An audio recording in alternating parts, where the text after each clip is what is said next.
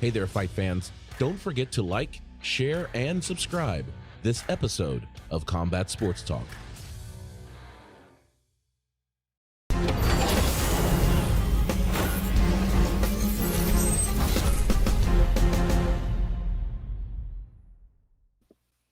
Welcome to Combat Sports Talk, a podcast dedicated to UFC and Bellator discussion, the MMA community, and combat sports in general. I'm your host, Ryan Smith, and joining me this week is the man with the keys to victory, John Keys. Hey, what's going on, everybody? Oh, Lord. It's back to heat in Texas. It's like 250 degrees outside with 120% humidity. It's beautiful outside again. All right. And the coach to the stars, and we're gonna still observe the birthday, George G-Money Stallworth. What's going on? That's What's going on? Hey, man, Happy today AARP. Cover. Speaking of the birthday, man, I had a wonderful, wonderful weekend. I can't complain at all, but I'm literally still in recovery mode, and I got more birthday shenanigans to get into this evening. All right. Well, look, it has been a good weekend. This is the weekend of a pay-per-view, and those are my favorite weekends of the month. We have one, it seems like every month, so this is my favorite weekend of the month. This month, we had Israel Adesanya returning to the octagon. It's interesting now. We've got they kind of have this moniker, which is they are the three kings, and this is talking about Kamaru, Usman, Israel Adesanya, and Francis Ngannou. They're calling themselves the three kings. So we had one of the three kings enter the octagon this weekend against Marvin Vettori in a rematch in the same place of their first match. Only, what was it, back in 2014, 2015, something like that? Yes, No, indeed. 2018. Well, yeah, 2018, because it was like his second fight that he fought Vittori. Yeah, that Israel fought Vittori, and much different fighter then. Both of them were much different fighters then. Correct. So let's get into it. This is the official decision.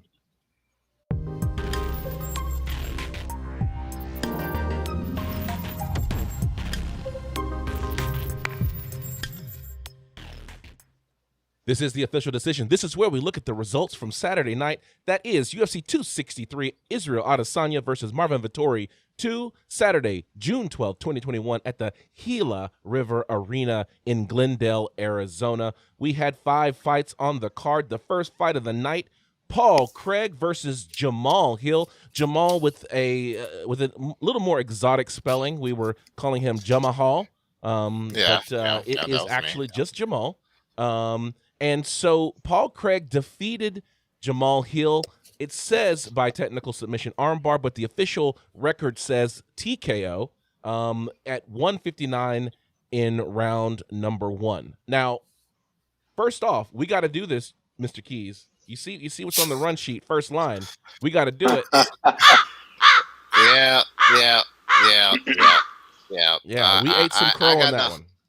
Man, I'm not even mad because I saw the weigh-ins, and I should have changed my pick then because Craig came out crying freedom. He had the whole makeup, he had the whole Braveheart thing going on, had me scared to death. Okay, dude was ready for it. Okay, and he showed it. I didn't realize how slick his jiu-jitsu was until, well, I guess the same time that Jamal found out how slick his jiu-jitsu was, unfortunately. Dude, what did Hill do to tick Jones off, man, or Paul Craig off? Like, he went at him he like was he just had a talking vendetta. smash. They were talking that smack. Okay, it was pretty intense. The weigh-in, they were ready to fight there. Poor Dana got caught in the middle of that, but it was just intense. They were like two caged dogs in there. So I enjoyed the fight for as long as it lasted, and we got ourselves a bit of fatality going there. Yeah. So and looking at Jamal Hill, here's the thing. Jamal Hill came in as an undefeated fighter. Paul Craig has a bit more experience than Jamal Hill, but it really just kind of looked like it was going to be another win for Jamal Hill based upon what the numbers look like, right? Like Paul Craig was just going to be that kind of that tune-up fight for bigger fights coming up in Jamal Hill's future. But that's why they fight those fights in the ring, right? Because what ends up happening is this fight didn't go very long because Paul Craig, all he did was just pull guard.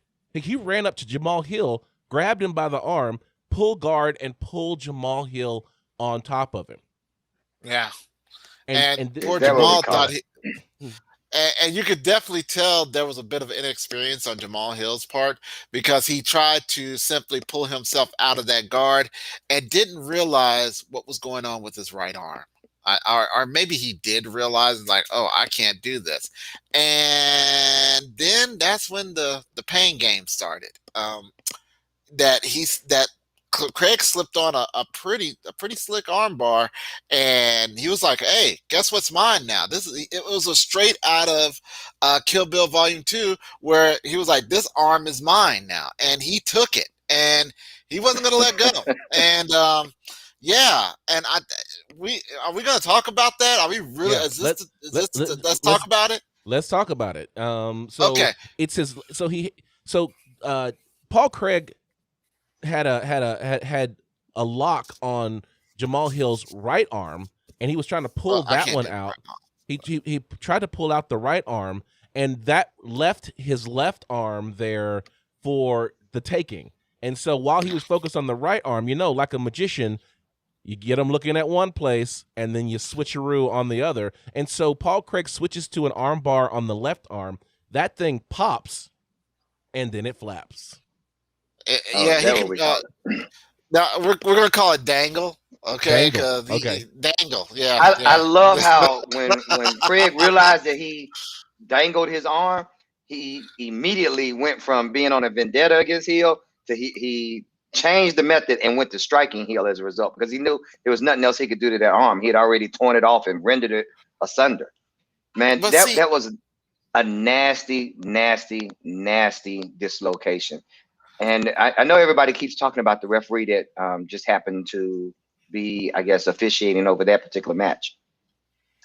I felt like there was some slacking on the referee's part, but I also feel like, being in the mix of it and having been a referee myself, there are times when you're in the midst of looking after a fighter's welfare that you don't realize some injuries have occurred because you're too paying attention to other things of the fight. You get what I'm saying?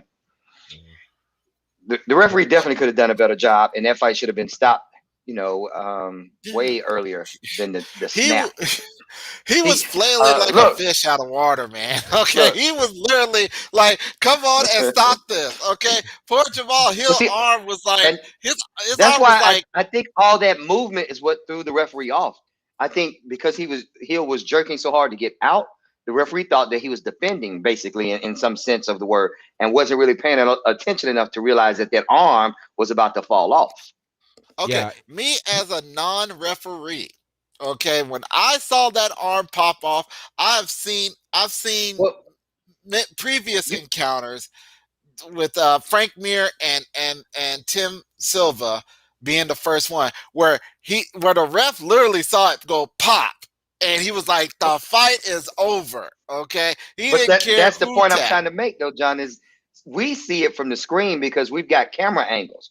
The ref is there with one point of view, one angle, and he might not have been in a position to see it. That's how I think that happened. I don't think it was negligence necessarily on the ref. I think the negligence did come afterwards because as the ref, you have an obligation to move and reposition consistently so that you can observe all variables taken on in a fight. But what I'm saying is we saw it when it snapped because we had the overhead camera view. You see what I'm saying? We saw when the guy flipped upside down and it was bent backwards and going in the opposite direction that your arm should be in. But see, this is the part where I'm like, okay, because the angle that I saw where I was like, okay, he's done. The ref was like right here, and the fighters, especially the arm part, the part right there, it was like. I have nothing. It was like his arm this is your shoulder to your elbow. His arm was like over here. Okay, that's his forearm and his arm. It was like that. He was making geometric shapes out of his arm. Okay, and I'm like, you're right here, and you see all these geometric shapes going on over here, like he's trying to form a jutsu from Naruto, and the guy is literally doing like this, and like it looks like he was trying to pull his leg down to say, "Hey, I'm quitting over here," and it was just bad. Okay, so I'm giving my hats off to Paul Craig for recognizing that he can't take an arm home on the plane because people would actually question that. Okay, TSA would have questioned that, like, why do you have this arm? And he would have been like, hey, did you not see the fight last night? Okay, the ref let me take this home. Okay, so hats off to Paul Craig for showing some what's the word, mercy, restraint. Restraint. We'll use restraint because there was no mercy on that. I was gonna say those elbows were merciful. Considering considering the damage he'd already done. Hold on though. Yeah. This is one of the things I want to get to, because George, as a referee and understanding the difficulty that referees have in trying to be in the right place to see what's going on, to help, one, avoid these types of injuries, but two, recognize when an injury has occurred and stop the fight. The problem is that when Dana White made it to the post-fight press conference, and I always say this after these pay-per-views, if you can stay awake, or if you can make some time on your Sunday morning, go back and watch the post-fight press conference. You learn so much more about the UFC, about the sport, and what actually happened in the ring. So one of the questions that was posed to Dana White was, are you going to go to the commission and complain about this referee? And he said, no, Arizona's been really good to me. This was really hard, but I don't want to make this, a black spot on the night that we had because this happened. He goes, this referee was bad. And he's like, but that's just kind of a thing that happened. They're like, no, the Arizona reporters were like, no, this is commonplace for this referee. He goes, this guy's they were telling Dana White, this guy's a Brazilian Jiu-Jitsu black belt, and he commonly makes these mistakes. And so that's where the term Arizona Mazzagatti was coined. So Dana White's like, you mean this guy's an Arizona Mazzagatti? And they're like, yeah. And then he goes, oh, well, then it makes sense then. And so this referee has been known to miss injuries in the fight. And so because of that, the Arizonans who were watching the fight were like, oh, brother, here goes another, and to quote John Keyes, another sacrifice to the fight gods, because this referee he wanted murder, huh? He's gonna let this go too long. He's gonna miss injuries, and so this is what came out in the post-fight press conference. So this may not be a referee we want to give the benefit of the doubt to. Okay. So, in other words, he took a page from the Herb Dean School of Fight. Another graduate. Fight fatalities. Yeah, another graduate. And Herb Dean kind of leaned back in the chair, like, I approve. There you go. Man, Herb's going to find me, and I'm in trouble, dog. I'm just saying. Hey, we need that drop for Herb. Yeah, see, there you go. Pull up on me. Pull up on me. Herb, don't do that, dog. Okay, we can be friends, man. We can be friends. It is good to know, though, that while we all thought it was broken, it was just severely dislocated. They were able to take Jamal Hill to the hospital and reinsert it, and he had full range of motion that night. So he said, I'm okay. To the people who support me, this is on Twitter, the people who support me, I love you all. Paul Craig, MMA, thank you for the lesson. I'll be back stronger because of it. Typically, they say that which does not kill you makes you stronger, but when you get your arm dislocated like that, I can't imagine that it comes back stronger. It does make you stranger, though. Maybe it's just a typo. Maybe it's just a typo, because the difference between stronger and stranger is one letter. And so maybe all these years we're like, that which does not kill me makes me stronger. And they're like, oh, no, that's a typo. It's actually supposed to be stranger. Yeah. He says this is part of the game, and I will accept it and keep moving forward. And so that's what Jamal Hill said on Twitter. So he's okay. He's gonna be back. Better and stronger than ever. Stronger. Sorry. Yeah. All right. Let's go to the next fight of the night.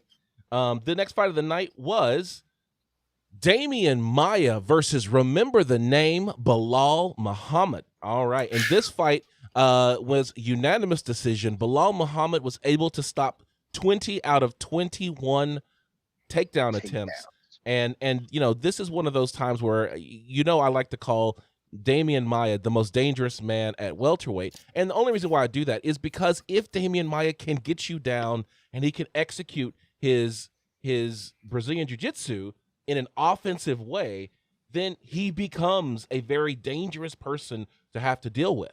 But the thing is that Tyron Woodley showed, and Colby Covington showed, and Gilbert Burns showed, and now Belal Muhammad showed that if Damian Maia can't get you to the ground, he doesn't have the striking chops to be able to do much else. Well, you're right. Absolutely right. And on top of that, it wasn't like he was going to his jiu-jitsu black book for takedowns. He literally was going for a single leg every time. And it's like every time. And we're too far into the sport now. We're what, 26, 27 years into the sport, 93, almost 30 years into the sport. And we know that you just can't take, I don't care how good you are. A single leg ain't going to cut it. You're going to have to get slick in here with these guys, especially the type of Belal Muhammad. He's young. He's been training in a different mindset of MMA compared to Damian Maia. Because let's put it, Damian Maia is one of the last of the OGs. Okay, he was there in the brutal brawling single martial arts days of MMA. So, Belal Muhammad, he's raised in the MMA environment. He knows now. So you just can't go in there with a single leg with that. There was a fellow commentator / fighter on the show last night, and he was talking about how much Belal had worked on just staying balanced off single leg takedowns. And if you notice it, all night long, that's all he did was balance off the leg. He lets you grab the leg. You got two hands on my leg, I'm just going to sit here and hop. You're not going to do anything else with it. So it was interesting to see, man. Yeah, it was. Absolutely. Now, here's the thing. In the fallout, in the post-fight press conference, they asked Dana White, they said, hey, Dana, what's next for Damian Maia? Could this be his last fight? Damian Maia had wanted to fight perhaps one more time, and Dana White said, nope, that's it. That's the last time you're going to see Damian Maia in the octagon. He's 43. They said 43, but he turns 44 this year. And he fought the last fight on his card, last fight in his contract. So that's it for Damian Maia. Dana White's not going to re-sign him. That number of 60, we're growing into that number of 60.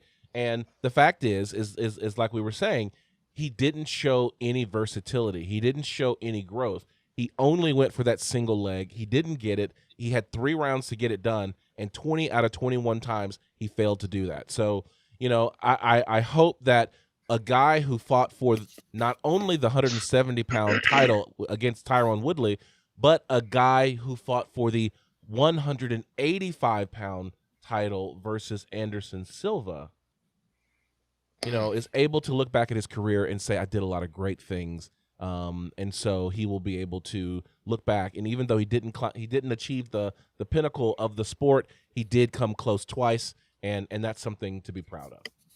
Hold on. So there's also one thing that people fail to mention. Damian Maia is still a cop. Okay, first of all, he's still the most likable cop in the world, because he was not only, when he wasn't fighting in the UFC, he was a cop down in Brazil. So, give the man some props. He was doing 2 jobs at the same time. He was not 100% focused into MMA. He was still policing. Okay. I ain't got no problems with him. I have no problems with him. God bless this man, and thank you for all the memories. There it is. Might have been his last fight, but Dana, we need that drop for you right now. Damian, pull up on me. Pull up on me. So yeah. So let's go on to the next fight of the night. This is one where in the pre-fight, Mr. George Stallworth was getting all excited. Leon Edwards, aka Rocky, versus Nate Diaz. Leon Edwards put on a clinic, but almost got finished. And so he ends up winning this fight 4-1. That fifth round was a dangerous one for Leon Edwards, but he got it done, and he made it clear that he is expecting a title shot. This was a good fight, y'all. Nate Diaz is such a showman. He has really grown into that role, and I'm happy that the UFC is continuing to let Nate fight. Although I really don't like the damage seeing him cut up the way he's being cut up, man. I'm really concerned for him after his fight career is over. I'm not. Okay, for the simple fact that I know that's a lot of scar tissue on his face. He sneezed too hard, he's going to be bleeding on his face somewhere. But yeah, the Diaz brothers, let's put it out there. Best showmans in MMA, next to Michael Venom Page. Okay, his walkout game was on point, wasn't it? See, this is why I tell you, I will always choose a Diaz brother. I know there might, and against Rocky, any other person against Rocky, I'd have chosen Leon Edwards. But because it was a Diaz, I know no matter what's gonna happen, we're gonna get a fight. Okay, because there's nobody. Yeah, give it to me. Okay, with mayo and salsa and a couple of jalapenos and on that on as a torta. That's what I want. Okay, so Nate Diaz and let's put it out there. He had him like this much at the end, at this much. So never sleep on a Diaz. Oh, he wobbled him badly. Like, yes, Nate could have finished that fight if he wanted to. I think he did the UFC and Leon a solid at some point by not finishing it. But exactly. I have this theory. We talk about superstitions and things like that in MMA because there's a lot of ritualistic things that take place, such as the walkout. I'd really be interested in going back and finding how many UFC fighters ever walked out to Tupac and what the loss-win ratio is. Thou asks and thou shalt receive it in about 2 minutes here. Oh, okay. Well, okay. We'll see. We'll see if John Keys can come up with that information. I want to talk a little bit about really the two faces of this fight. The one is the poise that Leon Edwards had, because when you think about Leon Edwards, he had everything to lose in this fight. He is ranked number 3 in the division, and he wants a title shot. If he loses to Nate Diaz almost instantly takes his place, if not the number, but in the conversation for a title shot. Like, because that would be such a big win. It's almost like Michael Chandler when he beat Dan Hooker, right? Dan Hooker was ranked number 4 in the lightweight division, and all of a sudden one win, and now you're talking Michael Chandler for a title shot. So Nate Diaz, because of his superstar power and his draw, if he had beaten Leon Edwards, he might have actually become part of that conversation. So Leon Edwards having that to lose and then so much to gain by winning, like, that's a lot of stress on Leon. And when you looked at him, he looked poised and relaxed in that ring. And then when Nate Diaz was just coming at him, it was funny because Nate Diaz would turn his back and just kind of walk away, and then all of a sudden just bum rush Leon Edwards. And for Leon Edwards to kind of spin out of the way, roll out of the way, throw a couple of punches on the exit, it's like he almost trained for the chaos that Nate Diaz delivered for the first 4 rounds. Then in the 5th round, what you got, which I love the way he set it up, because what he did was he set it up with a Stockton slap.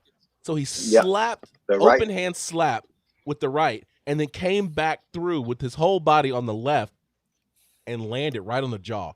Boom. Rocked him.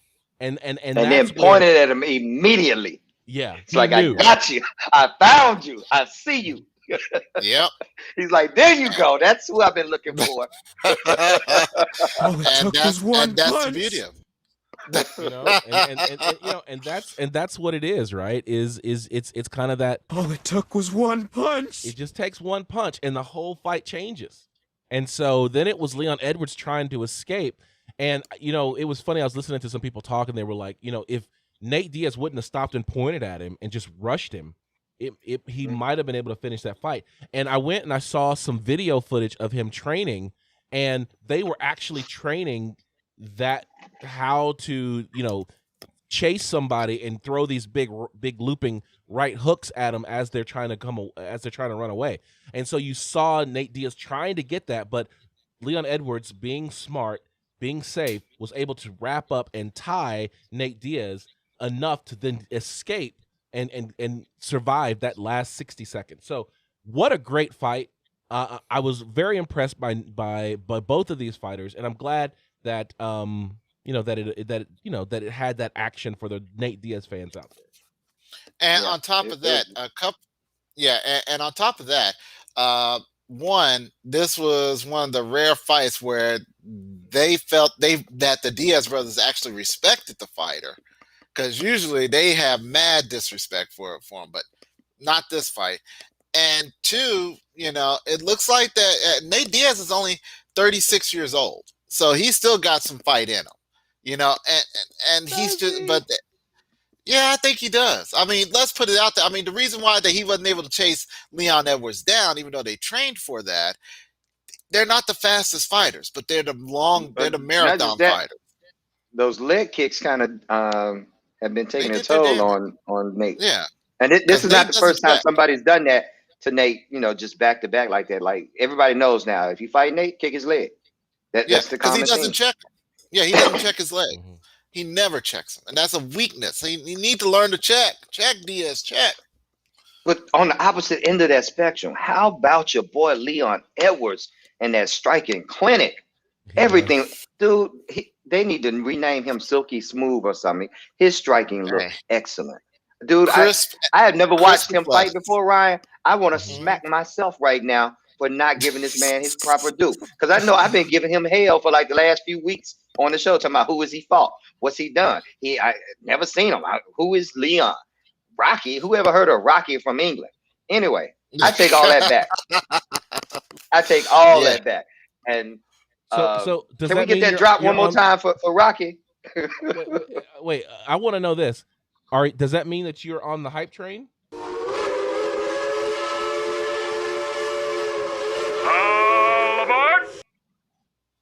That train left a long time ago, and I'm running behind it, trying to catch up to it right now. All right, I'm on the track. I want on that train, man. I want on that train. There, I'm gonna go back and watch some of his earlier fights, man. Like I was really, really impressed with how calm, reserved, patient. Oh my God, his patience was there, man. Like there were times when. Go ahead. I'm just saying that that's also another skill that he has. That if you can sit there and be patient through a Diaz fight and not just jump and just get mad at them, you got some skill there. All right, because that's also a veritable skill going up against a Diaz brother, is that they're going to talk trash to you in the fight. They're always going to talk trash to you in the fight. And if you can keep your cool and show patience and show that you have a game plan through that, man, you are going to be a champion. I'm sorry, you are going to be a champion. Leon, in my opinion, is one of the few fighters, along with Kamaru Usman, who was denied for a long time the fact that they got to be a champ. They had an undefeated record going long and never had a championship fight. So Leon's next, in my opinion. Well, Leon Edwards is riding now a 10-fight win streak, and the text message or the tweet that came out from the reigning welterweight champ Kamaru Usman was, "That doesn't help you." And so in the post-fight press conference, they asked Leon Edwards to react to that, and what he said was, well, if this doesn't help me, then who deserves a title shot? Because you got, on the one hand, you got somebody who is a 10-fight win streak, hasn't been given a shot yet, number 3 in the division, just won 4-1 against a huge star like Nate Diaz, but he doesn't deserve a fight. You know, Kamaru Usman also says that, you know, that Colby Covington, who unfortunately for you, John Keys, is getting the next title shot. Dana White said it last night. He says Colby Covington is next. So we're going to run that one back regardless of what Kamaru Usman thinks or what Leon Edwards thinks. The next fight for Kamaru Usman is Colby Covington. So, well, yeah. There you go. I guess we're gonna have more violence in the ring. That's fine. You know what? Bring Colby Covington in there so we can break the other jaw. All right, that's all I'm saying. All right. I want to jump back on Leon Edwards. Like, I'm back on his hype train. So all we really talked about was his striking. I was just as impressed with his transition, his wrestling game, and his top control, man. When he pressed Nate up against the cage, he consistently put himself in great positions. He used his head to create pressure, create uncomfortable situations, and then he would move his head and take him down. Everything was chained together real smooth, man. Like, he had been plotting this like for months. This beatdown that he handed out the other night. And talk about his ground game. He is the only fighter that has ever put a submission attempt on a Diaz brother. He is the only one that's ever really He's the only one that's ever threatened Nate, and I'm pretty sure he's the only one that's ever has put a submission attempt on either Diaz brother ever. So that should tell you, and it's coming from a British fighter, which I'll tell you in a heartbeat. I always think when it comes to British mixed martial artists, they're not the best on the ground. But Leon has evolved. He has become that specimen now. All right, you guys are giving me so many segues, so I'm gonna hop on this one. And this segue is, you know, when we're talking about people who are good on the ground, you know, you got to think about a Brazilian because of Brazilian jiu-jitsu, and that brings us to the God of War was assassinated last night. Brandon Moreno, the assassin baby, finished Davison Figuerrero via rear naked choke in the 3rd round. Hold on, you saw how spicy he got when he went to the flyweights, right? Okay, he got real spicy on that talk when it came to Davison Figueroa. Davison Figueroa will kill people. Okay, kill people our size and our height, Ryan. Okay, you can't be going spicy when they under 5 foot. Okay, hey, listen. All I gotta say is this: you talking about the guy that works at a salon cutting hair? Pull up on me. Pull up on me. Pull up on me. Pull up on me. Pull up on me. Nah, I'm just playing, dude. I don't want Davison Figueroa to be like, look, I might be small, but my boys are big. And on top of that, that broken English is something to deal with. That's all I'm saying. Because if you don't follow him on Twitter or Instagram, it is the funniest stuff ever, dude. Okay, I promise y'all. Him. And once again, here's that disclaimer.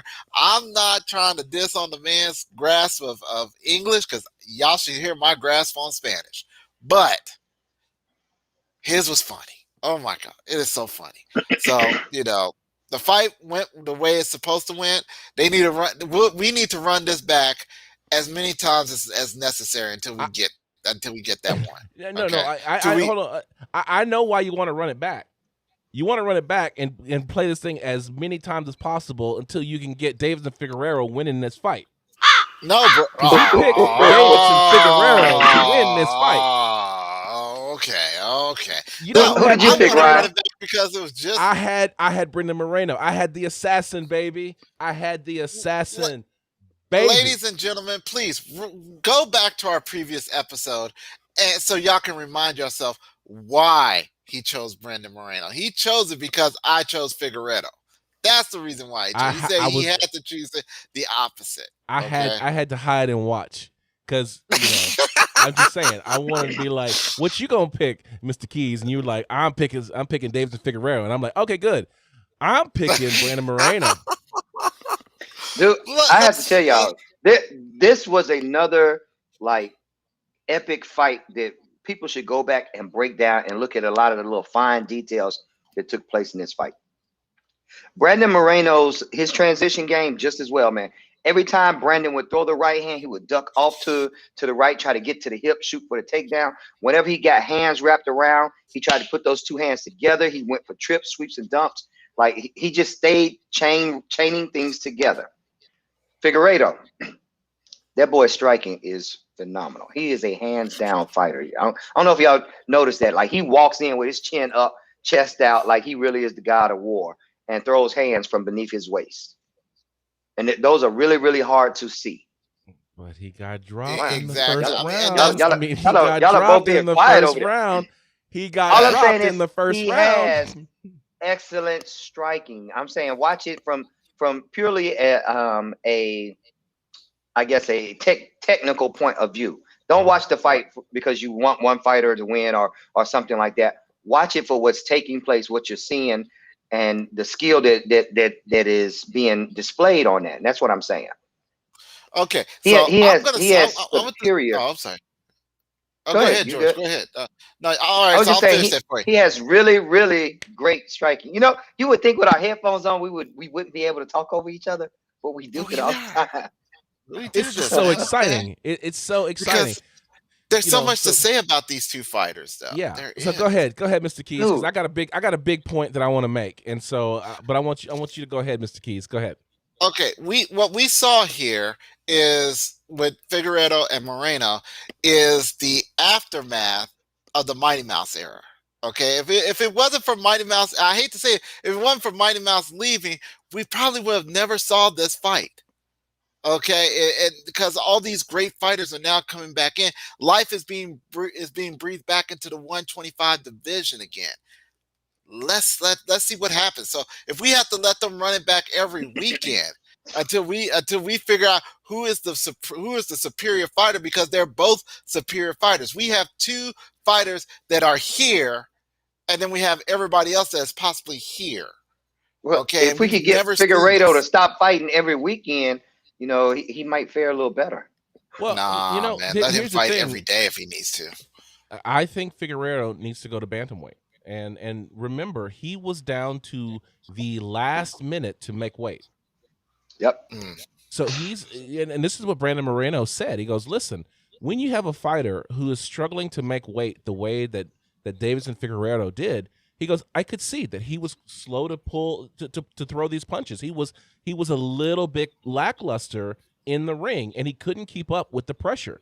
That's one reason why you saw Brandon Moreno just go at him so fast and so hard, because he believed that weight cut was too much for Davis and Figueroa. And that's one reason why I love this sport so much, because it's things like that. Like, you can train for years. Details. You can get into the ring, have the better striking, have the better grappling, but it's those little details. It's did the weight cut go well? Do you have the gas tank you need to be able to go at this pace as opposed to a different, maybe slower pace that you may have wanted? And so I think that when Brandon Moreno had the draw with Davis and Figueroa in the first fight, he gained a level of confidence. And you talk about it very much, George, where you talk about a fighter who levels up.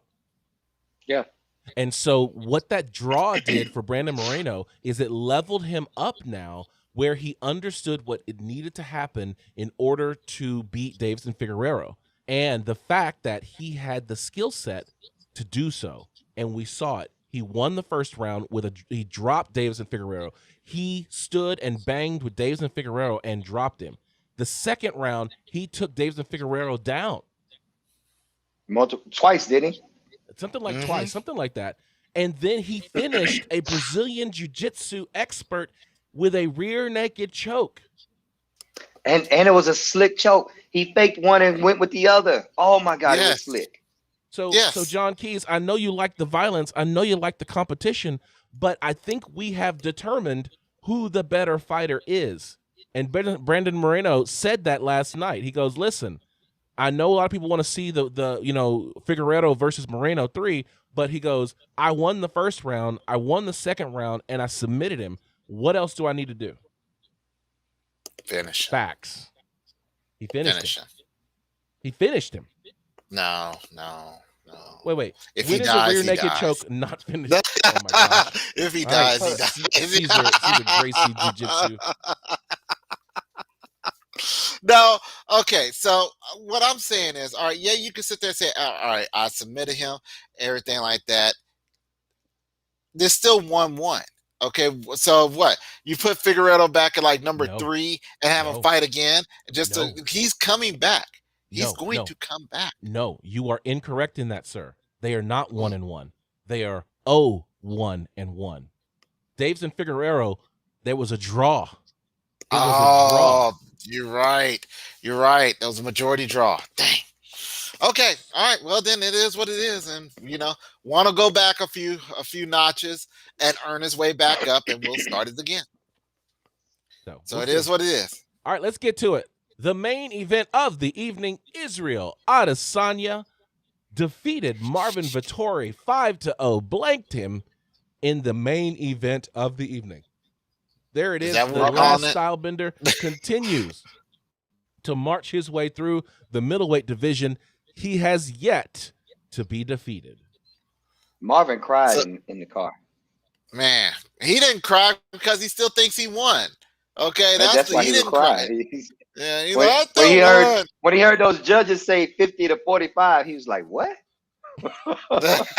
He literally was looking like he was in shock. Yeah, like he's like he could not believe it. Dude, I'm like, if that's not confidence for you, okay, I thought I was a confident man. Marvin Vittori is beyond confident to the point of delusion. All right. And I feel sorry for my boy. He got dealt with on a personal basis, on a very personal basis.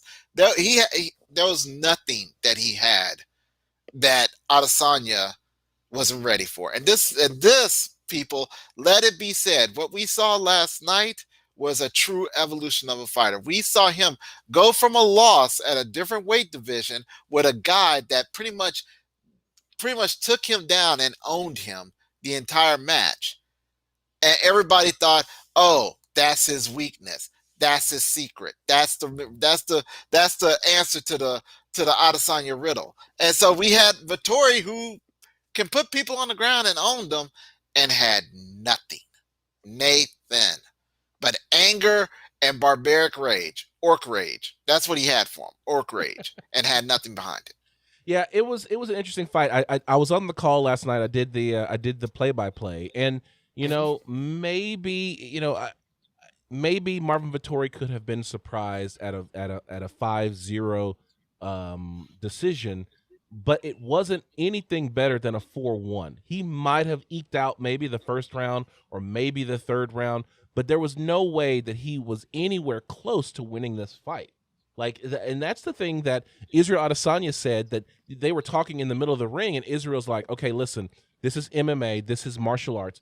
You got to show me some respect now. And the guy's like, no, what are you talking about? I won this fight. And Israel's like, are you kidding me? Are you serious? And so it's like, what are you going to do now? Because Israel Adesanya said, at this point, there can be no respect for him because he is in this delusional world that that he won this fight, and there's no way that he won that fight. So, I'm excited that that Israel Adesanya kind of moved past this. If he doesn't want to, he doesn't have to fight Marvin Vettori ever again. He's got 2 wins on him. This last one was dominant. It was a 5-round fight, so Marvin Vettori had every opportunity to execute what is the blueprint on how to beat Israel Adesanya. You got to get him on the ground, you got to hold him on the ground, and you got to beat him up. He got him to the ground, but he couldn't hold him on the ground. He got him to the ground, but he couldn't do damage while he had him on the ground. And so as a result of that, it's like, okay, then either the blueprint is wrong or you don't have the skill set to be able to execute the blueprint. Let's get the next guy up. And the next guy is going to be Robert Whittaker. Pull up on me. Pull up on me. Enough said. So here's the thing, and I want to kind of take a little bit of a right turn before we close out this segment, and that is the fact that I don't know how to say his name, and so I asked for forgiveness for Falvaki, who is a training partner for Israel Adesanya and Brad Riddell, who is also from City Kickboxing, fought on the undercard in a great fight against Drew Dober, and was also fight of the night. Falvaki was killed in New Zealand, and so it was a somber night for them as well because he had helped them train for many fights, helped them prepare, and so it was interesting. Brad Riddell walked out to Falvaki's walkout song. They both dedicated their fights kind of to him, and it was interesting because of the fact that I did not know how Vake was killed.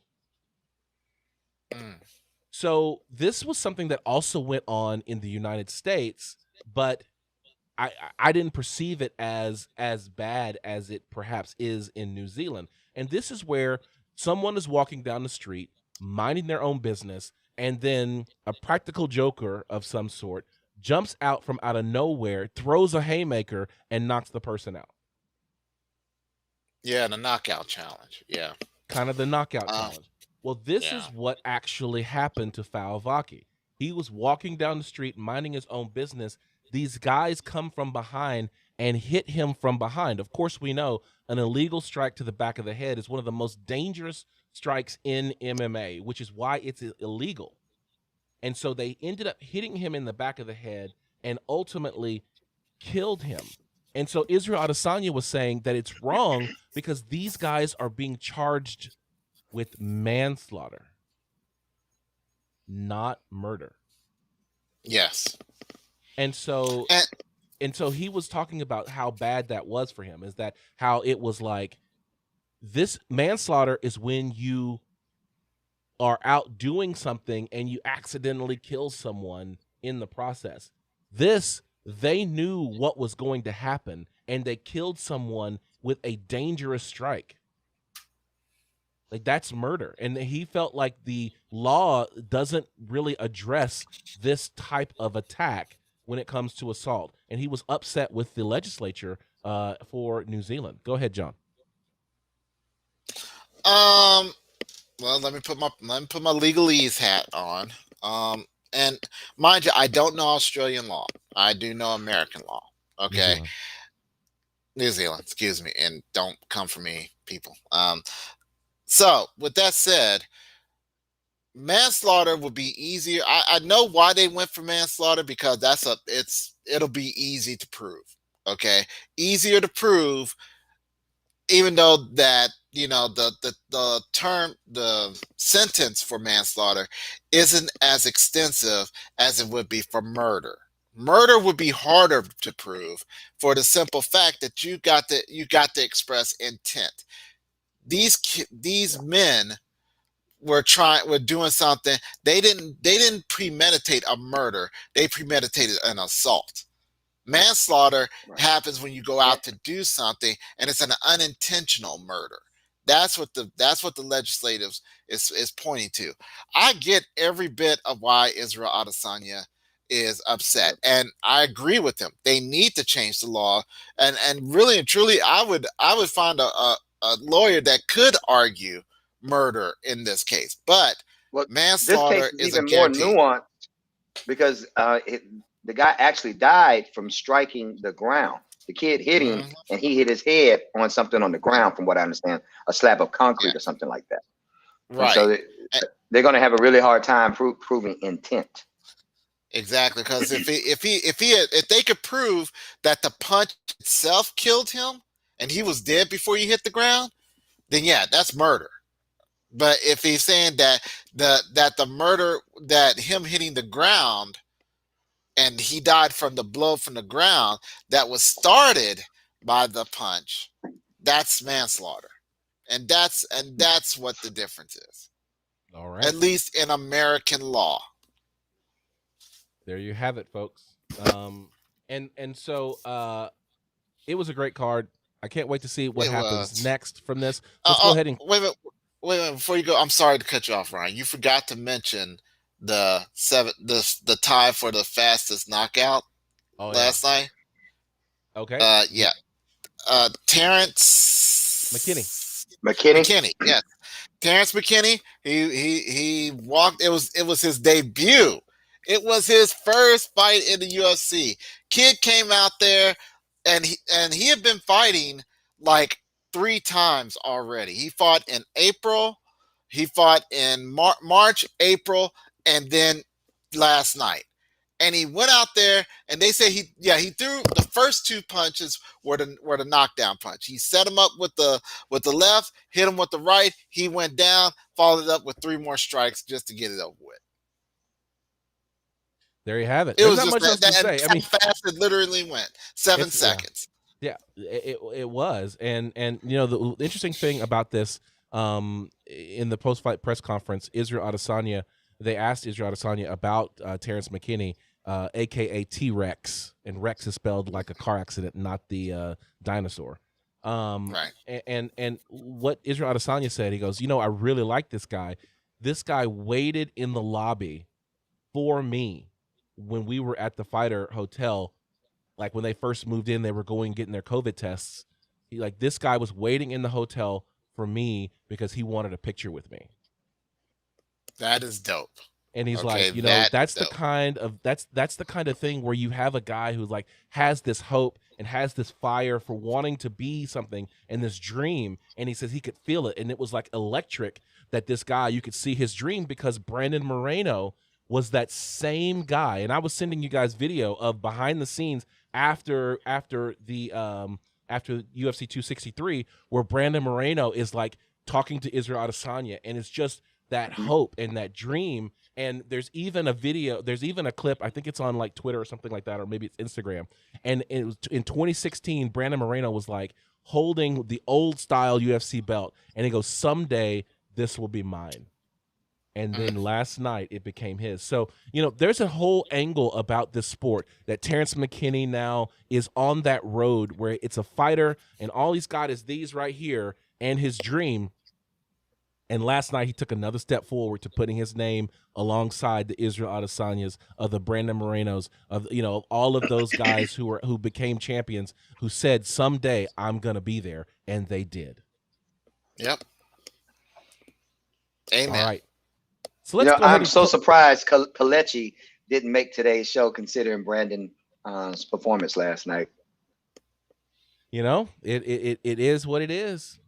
What can you say? Let's go ahead and close the book on this one and put this book on the shelf, because this card is history. Let's get into the headlines that are making waves in the MMA world with the headliner, or with Finding the Angles.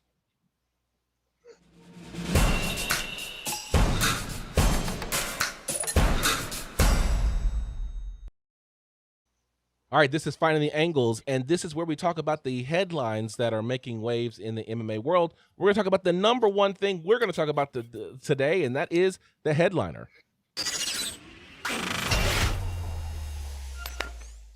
So last week, we talked about boxing and MMA. Clarissa Shields, it was her MMA debut last week on PFL 4, and she was fighting Brittany Elkin. And therefore, we got to talk about it as the number one thing of the day. We've been talking about how boxers can't perform in MMA, that they're woefully underprepared. And guess what? Clarissa Shields stops Brittany Elkin via TKO in the 3rd round of the PFL series. There you go, folks. With ground and pound. With ground and pound.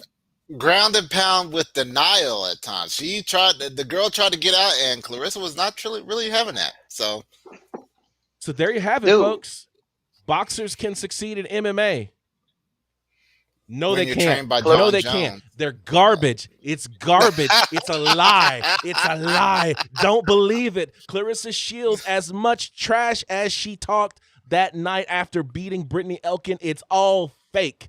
For 2 rounds, Brittany Elkin sat on Clarissa Shields' chest in full mount. For 2 rounds. Okay, and Ryan, Clarissa did not give up and was even throwing punches off her back. So while you over there talking, I'm sorry, but I'm standing up for Shields. It was her first fight. Come on, bro. It was her first fight, and she got dominated by a person whose record is 3-6. And she came back from that domination and ended it with a fatality. I believe. Exactly. You know what? I bet you won't. I bet you won't pull up on him. I bet you won't pull up on him. Listen, I'm gonna tell you like this. I'm gonna play it. I'm gonna play my music right here.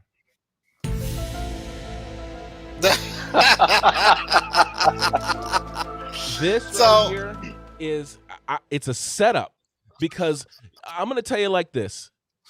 Brittany Elkin walked right through Clarissa Shields, took her down, passed to full mount, and all she did in full mount was try to throw punches. She did not throw a single elbow.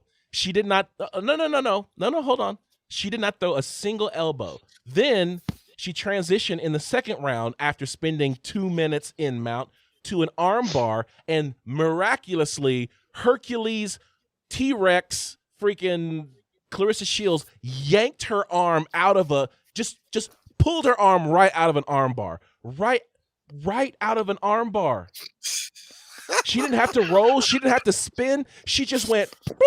I'm gonna just give me my arm back. Show me my money. So this is what I sound like. Okay. Yes, this is what you sound like. Clarissa Shields got dominated until I'm going to guess and say Brittany Elkin had agreed that she was going to turtle up and take some punches to the head in the third round. Because if you look at what Brittany Elkin did in round 1 and round 2, I need someone who has some Brazilian jiu-jitsu. Where's Johnny Hearns at? We should have invited him to the show. Somebody with some Brazilian jiu-jitsu chops, and tell me how a person who goes from laying a person out and having Clarissa Shields where she could not get up off the ground from mount in 2 rounds, almost 10 minutes worth of control, to now Brittany Elkin is curled up underneath Clarissa Shields and she can't get up off the ground herself? All I can tell you is boxers hit different. When you get hit by a boxer compared to maybe an MMA striker or a kickboxer, I promise you, you know and feel there's a difference. And a lot of those ground and pound blows that Clarissa was throwing, I feel like had a lot more heat than people anticipated on them. She rocked old girl very hard in each of those rounds. Don't get me wrong. What's her name? Brittany Elkin. Brittany Elkin dominated those first 2 rounds, but she took damage during those rounds as well. All I gotta say is in this. The end, are you saying that Brittany Elkins was winning until she was losing? Is that what we're gonna go with? No. Yes. Brittany was winning until she got caught on the far end of Clarissa Shields' punch multiple times in each of those rounds. I think it's entirely possible that Brittany Elkin gassed out and didn't have enough gas to go 3 rounds. Personally, because when you see her come out of the third round, she got the gas knocked out of her. Thank you. All I gotta say is this. Hard. All I gotta say is this. If I was Clarissa Shields right now, after looking at what she did and what happened in that fight, I would retire 1-0 and be like, that's right, undefeated in 2 combat sports. Because there is Clarissa Shields, before this fight, Clarissa Shields went on record in saying that she could beat lightweights already competing in the PFL season. Like, she thinks she could beat the lightweights that are competing. That Kayla Harrison includes that. And Kayla Harrison's in that. I'm like, no, honey, Linda, listen. You beat a 3-6 Brittany Elkin who sat on your chest for 10 minutes, who never threw a single elbow and went for one arm bar that she could not hold on to. Any signs that Clarissa could get better at MMA? Did you see anything out of her fight that you was like, okay, you know what? I think that she has some capabilities and she could get better, or that she's going to improve. I mean, I saw some things. When she was on the ground, I felt like she was always trying to lift her hip. She was doing some things technical, but she was also making some mistakes. And I think that should be granted. It's her first fight. It's her first MMA fight. I think you're being too harsh, Ryan. Okay, no. I'll step back. I'll step back from the whole bravado and say that there are some things, there's some assets that Clarissa Shields has at her disposal. Number one, she does hit very hard. Her striking, her striking, her fists are on point. Her kicking, not so much. So she needs to work on that. The second thing, her hips, trying to bridge and get out from underneath Brittany Elkin, she was doing the right things. Yep. And so you could see that she knew what she should be doing. She couldn't execute it though. Right. So I will give you that as well. So does she have some of the tools? Yes. But at this time, it comes up to, is she starting too late?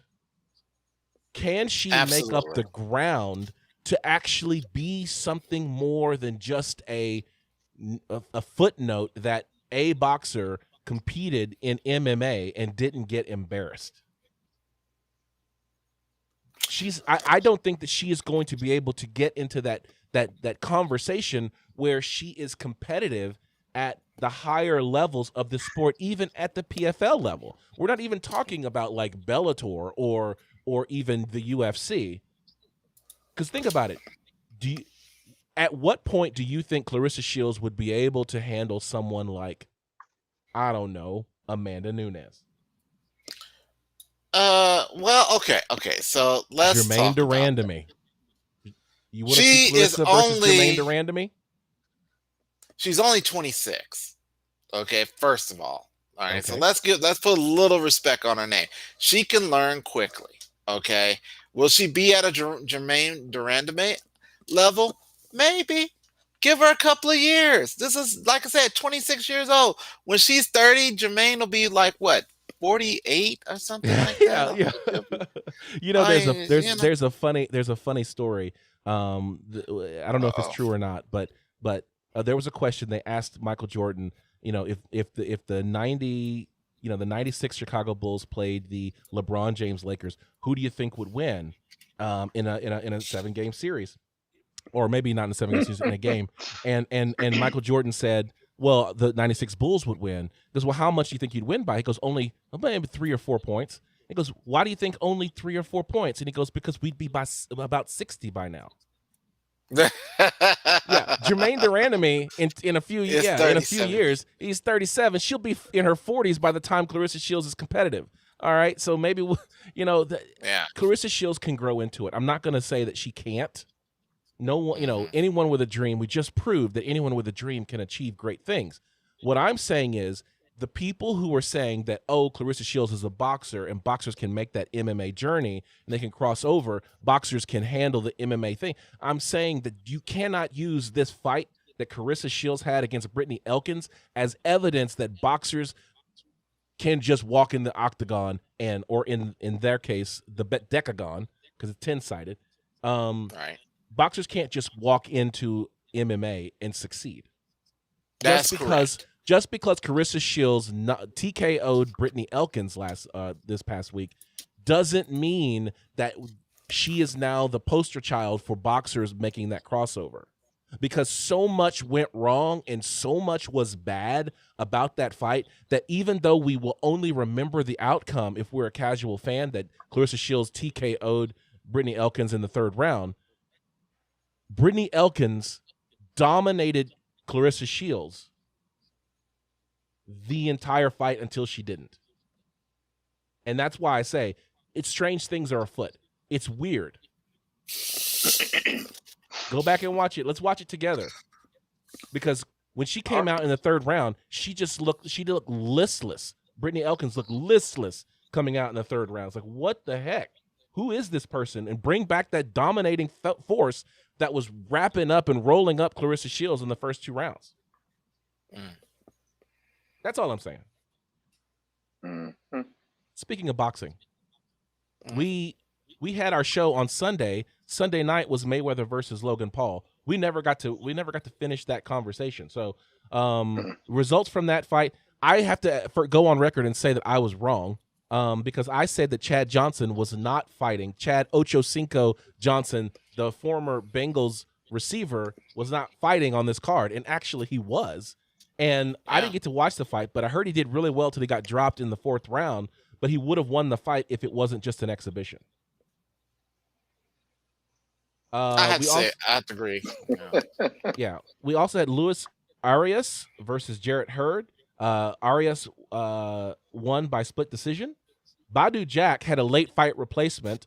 His original opponent was caught using performance-enhancing materials. So Dervin Colina stepped in, and Badu Jack finished him in the 4th round via knockout or technical knockout. And then Floyd Mayweather and Logan Paul, it was an exhibition, so it was declared a draw. But by all accounts, Floyd Mayweather dominated Logan Paul in the ring, even though Logan Paul was 35 pounds heavier and a good 5 inches taller, 6 inches taller. At least. All right. And he said and hold on, he said something that I tried to explain to you. I think it was you last week, where he said that Floyd Mayweather was hard to hit. And that's consistent with what Canelo said, which was, I punched where he was and he was not there by the time I got there. You know what? Once again, you said that to me. You indeed said that to me. I countered with, but how long ago was that? And Floyd Mayweather is older than he was when he fought Canelo. And I gotta say, you know what? Do you want me to eat some crow on that one? I will. Yes, please. Because Floyd Mayweather looked great. And there's a controversy that stems out of this fight because of the fact that Floyd Mayweather caught Logan Paul with like a right hook. Logan Paul appears to try to wrap Floyd Mayweather up, but people are saying that that right hook actually dropped Logan Paul, and Floyd Mayweather caught him and held him up so that the fight wouldn't have a decision. I would agree, for the simple fact that, you know, a lot of people are saying that if that's how you wrap up and everything. Yeah, hit me with my music, man. Okay. Look at his legs. His legs went limp. Okay. His legs literally went limp under him. Floyd held him up. So I'm in that camp that says that Floyd held him up and woke him up. Rumor has it that fans said they heard Floyd Mayweather say to Logan Paul, "Man, what are you doing? I didn't even hit you that hard."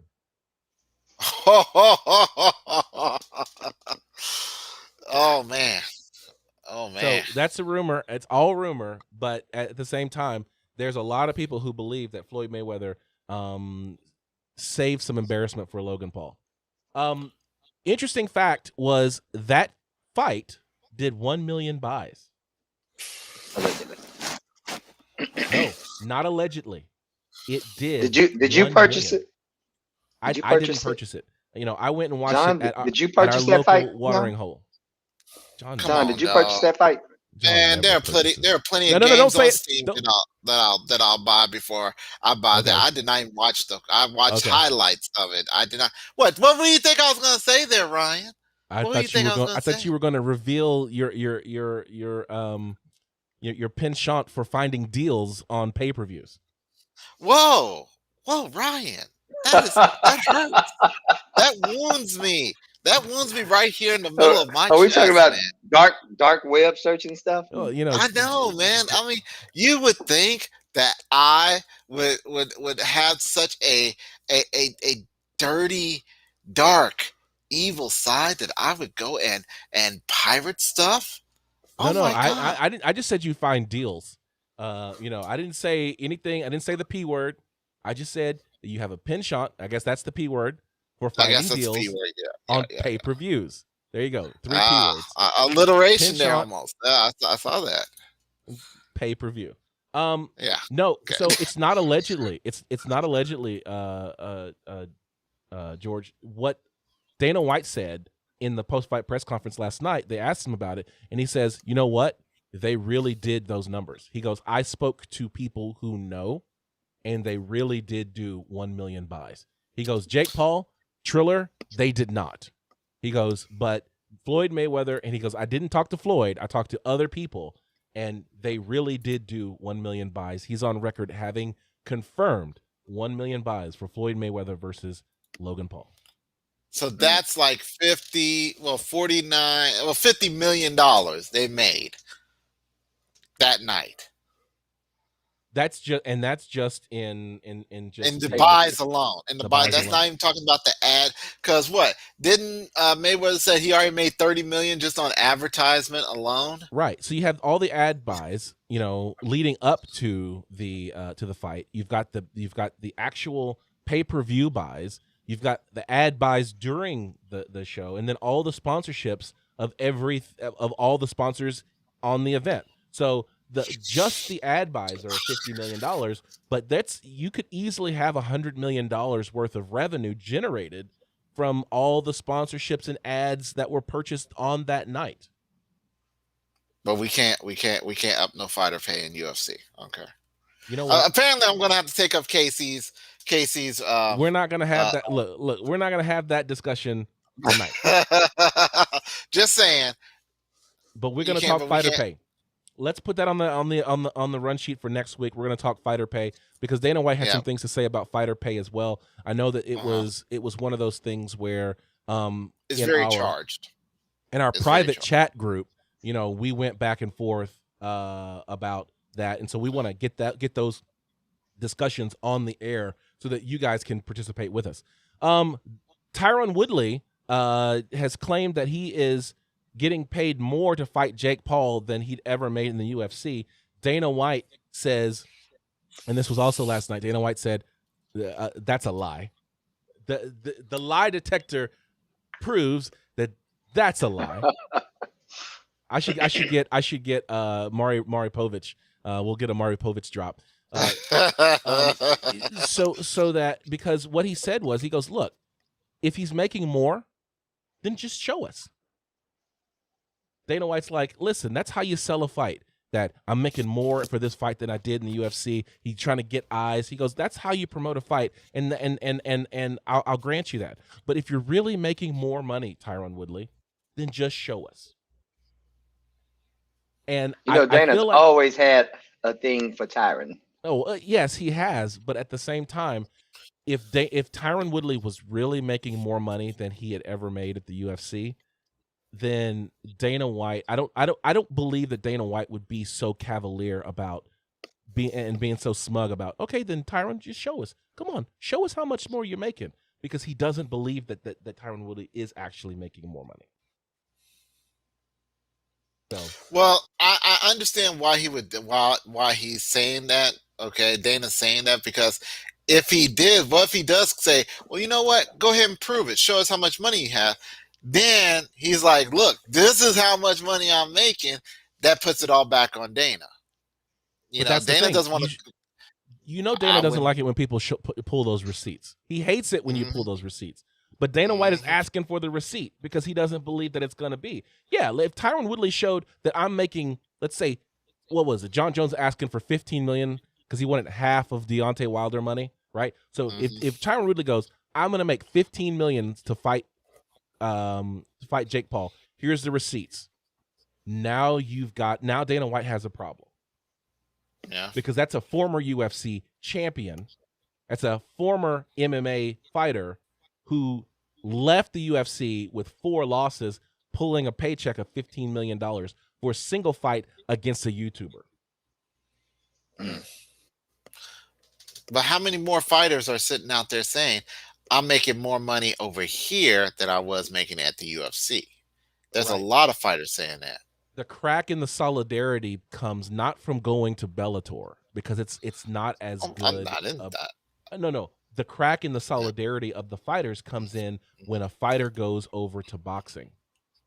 And when you look at all of the fighters who have gone over from MMA or from the UFC over to boxing, you got Ben Askren, and Ben Askren said, I made $1 million. Well, we already know that at the top level of the UFC, they're getting paid more than $1 million, right? So fighters are making more than $1 million.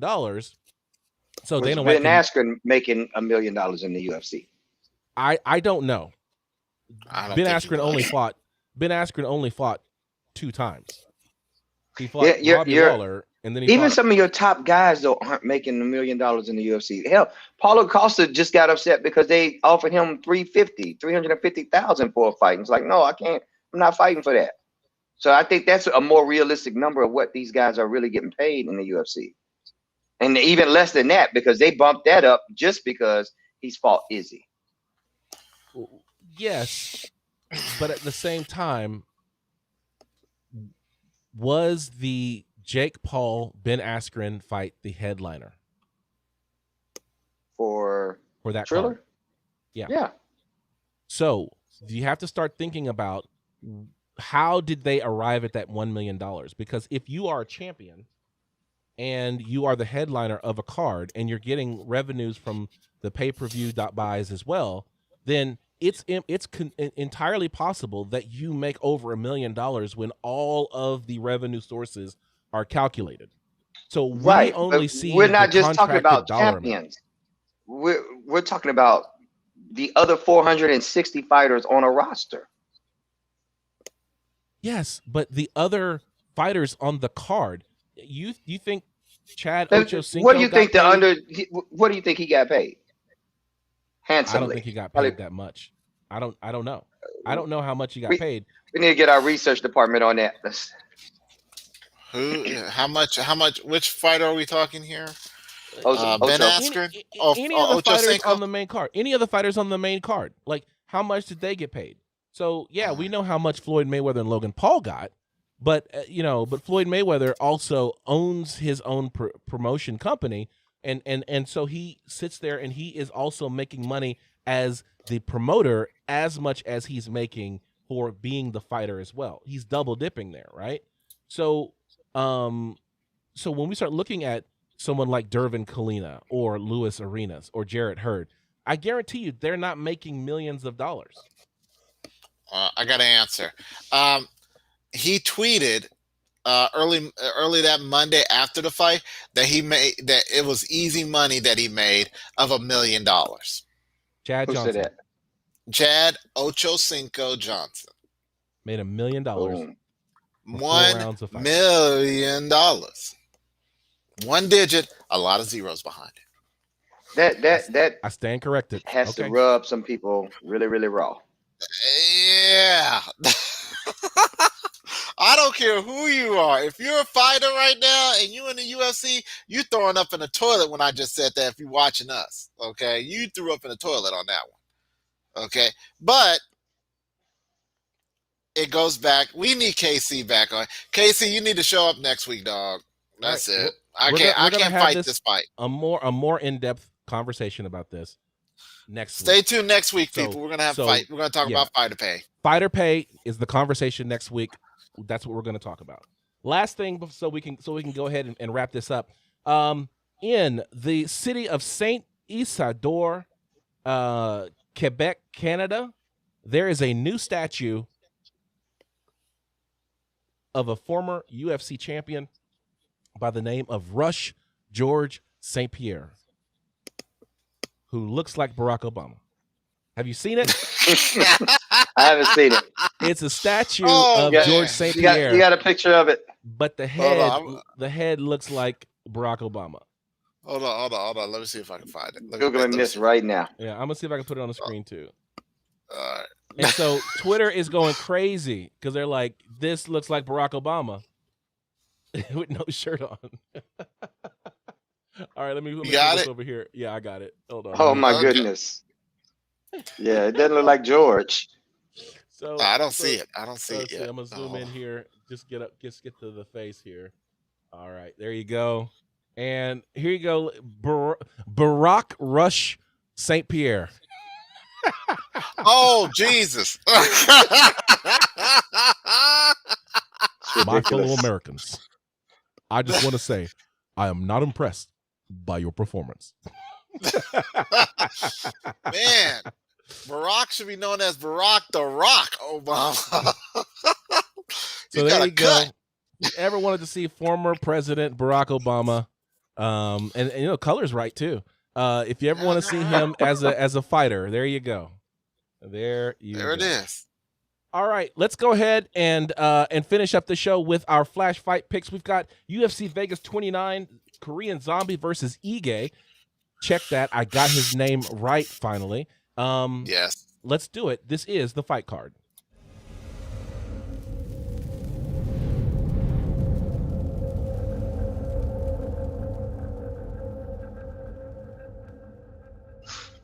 All right, this is UFC Vegas 29, Korean Zombie versus Ige.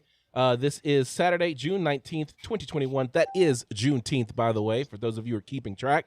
The Apex Arena in Las Vegas, Nevada. We've got 6 fights on the card. The first one of the night is Matt Brown versus Diego Lima.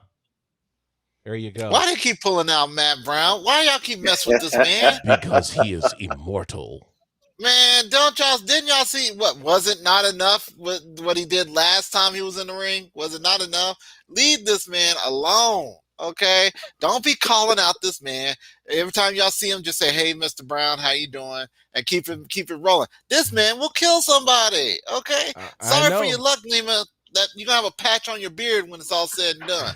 But it is what it is. Yeah, that there you go. The next fight of the night is Wellington Thurman versus Noob Sabat. I was gonna say it. Oh, we know how this is gonna go. Next. There you go. Fatality. Yep. Marlon Chito Vera returns against Dangerous Davy Grant. We've got Tim Means versus Danny Roberts. Goes by the name of Hot Chocolate. No, he don't. Quit he that. Does. Quit That's what it says. Hot Chocolate. It's Hot Chocolate. All right. He's for the kids. Okay. All right. The Boa Constrictor returns. Alexei Olenek versus Sergey Spivak, a.k.a. the Polar Bear. Polar Bear. Yes, I remember him. Yeah. This is actually going to be a good fight. And then finally, in the main event of the evening, you have the Korean Zombie, Chan Sung Jung versus 50K, Dan Ige. Whew. All right. We're going to make a couple of flash fight picks. What are you thinking, guys? You thinking Alexei Olenek versus Sergey Spivak and Zombie versus Ige? You want to make those picks? I want to make that Matt Brown pick too, since John already gave his. Okay, here we go. I'm going with Lima on this one, though. I love Matt Brown. Don't get me wrong. Didn't Matt just recently knock somebody out with an elbow to the back of the head? Yes. No, not to the back of the head. His last fight, Matt Brown's last fight was against natural born killer Carlos Condit. Yeah. Oh, okay. And I'm going with Diego Lima on this one, though. Carlos Condit won that fight. So okay, so you're going with, wait a minute, which one was it that caught the elbow? The elbow? You know which one? It's been a little while. It was Saunders. Did Saunders catch it? It does look like Saunders. That one right here. Brown versus Sanchez. Oh yes. Was it Sanchez that caught that? Oh, yeah. Sanchez caught the elbow. That might explain some things because he wound it up, and it was like it powered up, and it was just like he shook his head to him for a second, like "I'm sorry, bro," and that was it. I didn't think it was that long ago, though. It says that fight was 2017. Yep. No, that's not right. No. Are you sure the elbow was. You can go and check it. The elbow. I remember it's emblazoned in my brain. The elbow was against Diego Sanchez. But I don't remember the face because he blasted it. I'm talking about something recent. Look at that. He hasn't won. The last fight was against Saunders, but I don't remember. It might be against Saunders, but because that elbow disintegrated. It knocked the dude out afterwards. So well, you have a TKO win for Matt Brown against Saunders too. So maybe it was an elbow in that fight too. But I know. I just feel like it wasn't that long ago though. But all right. I know that Sanchez got finished by elbow. All right. It was Diego Sanchez. It was Diego Sanchez. 2018. Right. There you go. Actually 2017. It says 2018 here. Somebody's we go back to actually it goes back to it. Let's see, it says 2020 actually. Wait a minute. Yeah, like what planet are we on? What planet are we on? Yeah, I mean if you go and look at it, we'll go back to it. It's here. The fight against Diego Sanchez was November 11th, 2017. Okay, it was 2017. Okay, yeah. I'm looking at it right. I'm looking at the hit right now. It was yeah. So okay, so who do you have? So Mr. Stallworth chose Diego Lima. Mm-hmm. John Keys, who you got? I'm still going Matt Brown. Leave that man alone. Okay. Leave him alone. I'm also going with the immortal Matt Brown. All right. Let's go Wow. ahead skip forward. This is a crow eating opportunity. I see. Well, hell, let's go ahead and pull a Cheeto fight too then. All right. Okay. All right, here we go. We got Cheeto Marlon Cheeto Vera, sorry, versus Davy Grant. How are you gonna go against Marlon Vera? I'm going Marlon Vera. I know, right? I don't blame you. I think we all are. All right. Okay, I'm gonna say Cheeto, man. Don't get me. Cheeto. Now, Davy Grant ain't no joke though. He's coming from overseas. No I mean, Davy Grant, he's dangerous. Yeah, but he ain't no Cheeto. All right. All right. And what about the big boys? There they go. Look at them. Polar bear. Constrictor, Alexei Oleinik versus the polar bear, Sergey Spivak. You know, I'm gonna go Spivak. Why? Because Oleinik's been getting dropped, to be honest. And I mean, he's got 70 fights. I'm sure he's a little cheeky. Yeah, he's seen some things. Yeah, and most of it's been his eyes shut. Oh, now he ain't no small guy that you can push around. If he does get those hands, if he does get those hands wrapped around you, though. Well, yes, you know, but at the same time, you got Dawkins. This fight against Dawkins, round 1 knockout. Fight against Lewis, round 2 knockout. You know, it's one of those things. So he did beat Verdum and he beat Maurice Green, who's no longer in the in the UFC. And then look at that, Walt Harris, he got knocked out. Look at that, Overeem, he got knocked out. So it's kind of one of those things where I'm like, when you look at Sergey Spivak, I'm looking at this stat right here. This is the stat that 42% of the time Spivak knocks out his opponent. That's what's sticking out for me. I like the way you've gone through and detailed out your process on this pick, and I'm going to have to roll with you. You sound like you've engaged in a scientific method, and I like it. All right. So I'm rolling with Polar Bear. Okay. You know what? After the spreadsheet that he's laid out, I tend to agree that, you know what, I'm still going to Alexei Oleinik. I don't care. I would hate it if all of us had to eat crow on this one. Yeah. Right. Somebody's gonna not eat crow. That's good. That's just how it's gonna be. So you got keys? I'm going with Oleinik. All right. Because I have a thing for the old school, and and a man has 100 fights underneath him. I can't go against that dude. I really can't. All right. Yeah. Last fight we're picking: Chan Sung Jung versus Dan Ige, 50K versus the Zombie. I'm gonna say Zombie. I'm going Zombie. Put me down. Zombie. No,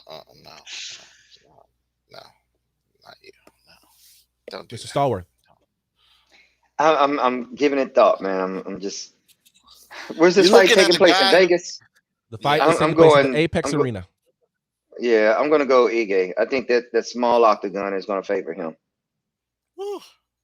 I am also going Ige. I just like the fact that he is such a dynamic striker. I've just become a fan. So this is a fan pick. It's not necessarily based in any state data or statistics.